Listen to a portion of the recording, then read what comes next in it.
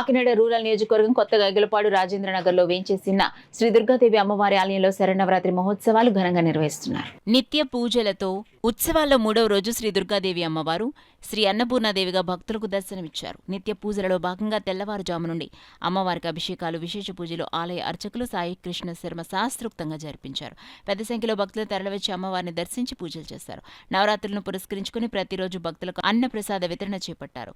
ఆలయ కమిటీ నాయకులు చింతపల్లి చంద్రశేఖర్, కాకరపల్లి వెంకట శ్రీనివాస్, అణసూరి రాజకుమారి, అడ్వకేట్ శ్రీనివాస్, నాగప్రసాద్, వీరబాబు, బాబీ, అరుణ్, శ్రీనివాసరాజు, దేవి, పెద్ద సంఖ్యలో భక్తులు, మహిళలు పాల్గొన్నారు. ఈ సందర్భంగా అర్చకులు సాయికృష్ణ మీడియాతో మాట్లాడారు. శ్రీ అన్నపూర్ణాదేవిగా అమ్మవారిని అలంకరించడం జరిగింది.